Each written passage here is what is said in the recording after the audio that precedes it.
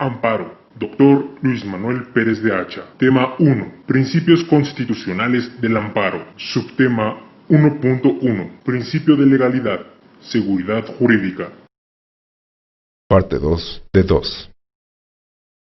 Arranquemos con el primero de los principios que acabo de mencionar, que es el principio de legalidad o de reserva legal. Anticipo que en relación con todos los principios que analizaremos del artículo 31, fracción 4, no se trata en estos momentos de hacer elucubraciones teóricas, ni de hacer remisiones a la doctrina, pues la materia ha sido ampliamente discutida ante la Suprema Corte de Justicia de la Nación, históricamente hablando, ya ha sido resuelta, está muy definida, ya tiene una precisión muy amplia sobre cuál es el contenido y cuáles los alcances de este derecho humano.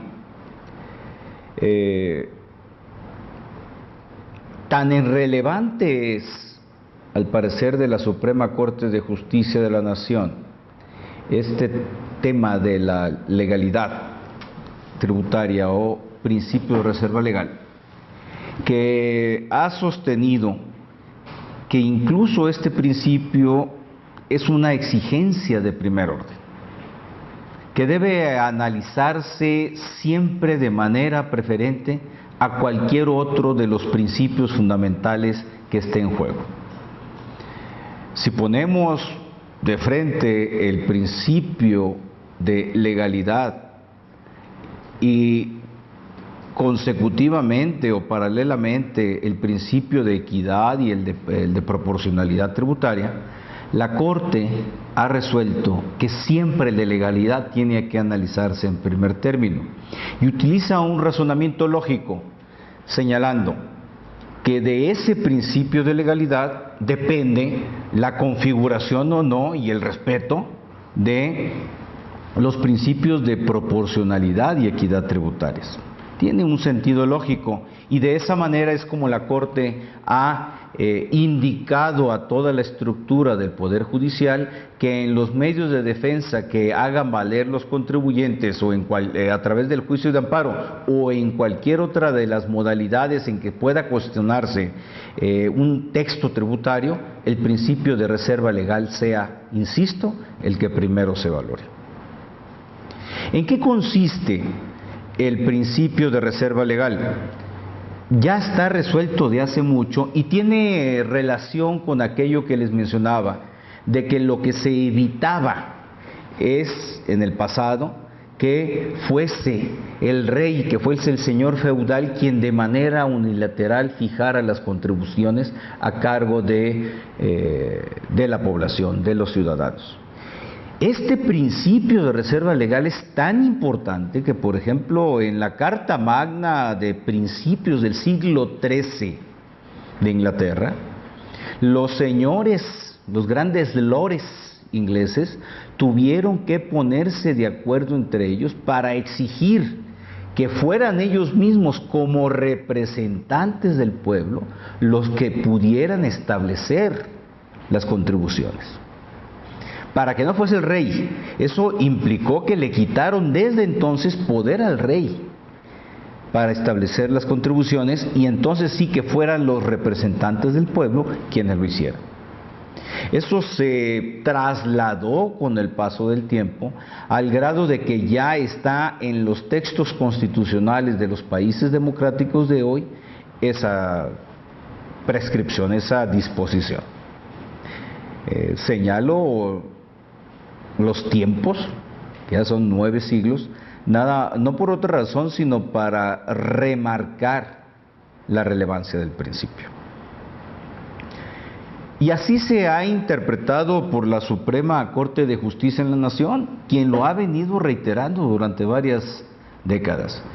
Y eso para el solo efecto de decir que sea el legislador y no las autoridades administrativas quienes establezcan los elementos esenciales de los impuestos: sujetos, objeto, base gravable, tasa o tarifa y época de pago, fundamentalmente. También, dependiendo de los casos concretos, tendrá que hacerse la especificación en texto legal de los otros aspectos que puedan incidir indirectamente en la tributación, obligaciones formales de cumplimiento, prescripciones respecto de formatos, etcétera. Pero también el principio de reserva legal, a consideración de la Suprema Corte, tiene el sentido de que los términos, las expresiones utilizadas en relación con los elementos esenciales no sean suficientemente precisos. Tienen que evitarse ser confusos o ser indeterminables. Ello, reitera la Corte, para evitar la posibilidad de que la autoridad administrativa tenga un margen de arbitrariedad en su actuar. Ello, por supuesto, no implica una responsabilidad de la autoridad administrativa, es una imprecisión, es un hierro en que ha incurrido, en su caso, el Poder Legislativo, y tendrá que responder como tal en lo que toca a la violación de esta garantía constitucional. Sin embargo, la Corte también ha sido cautelosa en el análisis de cuál es la extensión de este principio de legalidad y cuáles son los límites que la propia Corte puede imponer a ese actuar. Y me quiero referir a lo que la Corte ha venido construyendo en torno a este tema de la reserva legal, pero también de los demás principios constitucionales, proporcionalidad y equidad en particular. Y es que dice la Suprema Corte que el Poder Legislativo tiene un margen amplio, un margen natural de actuación política como órgano democrático representativo del pueblo para definir qué contribuciones se van a imponer, cuál es el objeto grabado de la misma y cuáles los sujetos, siempre que no se transgredan otros principios. ¿Qué se quiere decir con esto? Que si el Congreso de la Unión a nivel federal respeta el principio de legalidad, respeta proporcionalidad y equidad tributaria y destino de gasto público, tiene un margen de configuración política amplio, mas no ilimitado, para establecer las contribuciones. Y en eso está el origen del principio de legalidad. El poder del Estado en materia tributaria recae en los órganos legislativos del Estado. Un tema que durante muchos años, ahora sí enfatizo en muchos porque ha venido haciendo ruido de manera reiterada y que apenas la Suprema Corte de Justicia ha tomado una definición más clara en años recientes, es qué papel juegan las exenciones tributarias en relación con el principio de legalidad o de reserva legal. Entendamos que las exenciones son excepciones a la carga tributaria que determinados sujetos tienen como ventaja a su favor. Hay exenciones totales que los libera completamente del cumplimiento de las obligaciones y hay exenciones parciales que los libera de una parte, la que el legislativo determine en la carga tributaria. Lo que ya definió la Corte es que también las exenciones tienen que estar definidas por el Poder Legislativo, que no puede delegarse en la autoridad administrativa la posibilidad de conceder exenciones. Y ello tiene que hacerse, señala la Corte, por razones de equidad, de igualdad, de conveniencia o de política económica.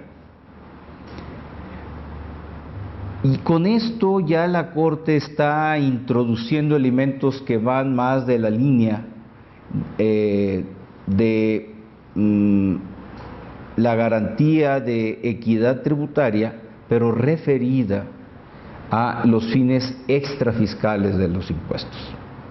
¿Por qué? Porque en términos de igualdad, equidad tributaria, lo veremos con posterioridad, con detenimiento, los contribuyentes tienen que aportar una parte de sus patrimonios en condiciones semejantes para supuestos semejantes. Pero en relación con ello, la Corte puede decir, por circunstancias de política económica, por circunstancias de política social, por circunstancias de política eventual demográfica, es conveniente establecer mecanismos que liberen de carga tributaria a determinado grupo de ciudadanos. Es ahí cuando entonces la Suprema Corte de Justicia de la Nación ha reconocido la validez de la medida siempre que esté en el propio texto de la ley, es decir, que no se pueda permitir a la autoridad administrativa la concesión de esa exención. Ahora bien, que los elementos esenciales del impuesto tengan que contenerse en el texto de la ley aprobada por el Congreso, no significa que los cálculos respectivos también tengan que aparecer en el propio texto de la ley. Ahí la Suprema Corte de Justicia de la Nación ha concedido una flexibilidad, y esto tiene su explicación en el ámbito litigioso del juicio de amparo, porque hubo unos momentos en que los contribuyentes a través de sus abogados planteaban los temas señalando que como en la ley no se encontraba el desglose de los cálculos, se violaba el principio de legalidad. Evidentemente esto era llevar a un extremo entendible el principio. Sin embargo, la Corte estableció una flexibilidad, de manera tal que podemos considerar hoy ya con el criterio bien determinado por parte de la Suprema Corte de Justicia que el principio de legalidad es flexible en la medida que reconoce que los cálculos del impuesto pueden delegarse, pueden realizarse sin problema alguno por las autoridades administrativas, siempre que, enfatiza la Corte, los elementos objetivos para hacer esos cálculos se encuentren en el texto de la ley. Reitero, que busca, en síntesis, lograr este principio de legalidad es evitar la actuación arbitraria por parte de las autoridades recaudadoras de los impuestos y generar certidumbre a los contribuyentes en qué factores objetivos van a incidir en su patrimonio. Fin parte 2 de 2. Programa de formación, especialidad de SAT. Secretaría de Hacienda y Crédito Público. Servicio de Administración Tributaria.